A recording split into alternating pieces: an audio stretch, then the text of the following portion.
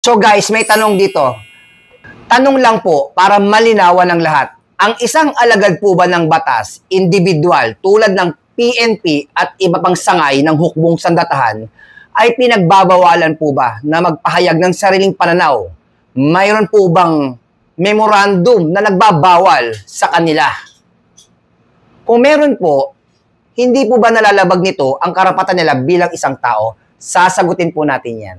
May memorandum ba na nagbabawal sa atin? Oo, may mga batas at panuntunan na nagtatakda ng political neutrality sa mga uniform personnel gaya ng Philippine National Police, Armed Forces of the Philippines at iba pang law enforcement agencies. Ayon sa Republic Act No. 6713, Code of Conduct and Ethical Standard for Public Officials and Employees, ang bawat lingkod bayan ay dapat maging non-partisan at hindi gamitin ang kanilang posisyon upang isulong ang isang kandidato o partido. Ayon sa Omnibus Election Code, Batas Pambansa bilang 881, ipinagbabawal sa mga pulis at sundalo ang pagsali sa anumang partisan political activity.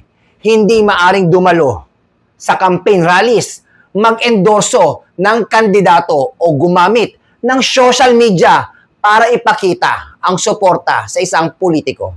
Ayon sa Philippine National Police Memorandum Circular on Political Neutrality, mahigpit na ipinagbabawal sa ating mga pulis na magpakita ng suporta sa isang politiko habang nasa serbisyo o naka-uniforme. Ang paglabag dito ay maaaring humantong sa administrative cases, suspension, o dismissal sa serbisyo. May nilalabag ba ito sa ating karapatan bilang pulis o alagad ng batas? Ang sagot ay hindi. Ayon sa 1987 Philippine Constitution, may kalayaan tayong magpahayag. Pero bilang alagad ng batas, may pananagutan tayong sumunod sa patakaran ng ating serbisyo. Ibig sabihin, may karapatan tayong magpahayag ng opinyon, pero may limitasyon upang mapanatili ang pagiging non-partisan ng ating organisasyon. Ayon sa Supreme Court rulings on free speech of government employees, maaari tayong magsalita hanggat hindi ito nagiging sanhi ng kaguluhan o lumalabag sa political neutrality. Kung ito'y malinaw na sumusuporta sa isang kandidato o partido, ito'y maaring ituring na paglabag. Ano nga ba ang pwedeng gawin at hindi pwedeng gawin ng isang alagad ng batas? Pwede nating gawin magpahayag ng opinyon sa mga isyong panlipunan basta't hindi ito partisan o labag sa PNP Code of Conduct. Bumoto ng pribado bilang isang ordinaryong mamamayan, magbigay ng impormasyon sa publiko tungkol sa tamang pagboto at eleksyon nang hindi kumakampanya para sa isang kandidato. Hindi natin pwedeng gawin makilahok o makisalamuha sa mga campaign rallies o caravans ng mga kandidato.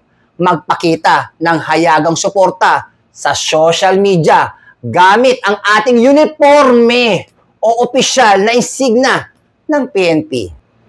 Gumamit ng ating posisyon upang ikampanya o sirain ang isang kandidato. Halimbawa, pwede, bilang isang individual, maaari akong magbigay ng opinyon tungkol sa isang batas o isyu kung ito ay walang halong politika. Bawal. Bawal kung ako ay magpo-post sa social media na suportahan natin.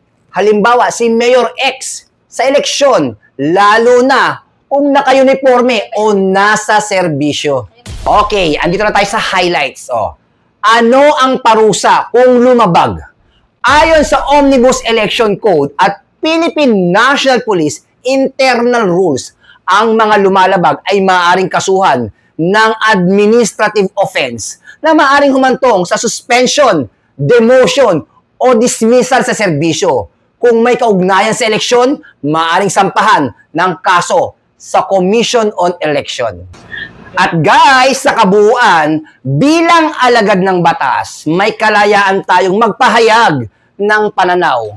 Pero ito ay may limitasyon upang mapanatili ang integridad ng ating propesyon Ang ating tungkulin ay protektahan ang mamamayan ng walang kinikilingan. Kaya, bawal sa atin ang partisal political activities.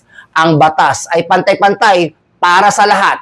Kaya, kung may lumalabag, dapat itong idulog o ilapit sa tamang ahensya upang masuri ang legalidad ng kanilang kilos.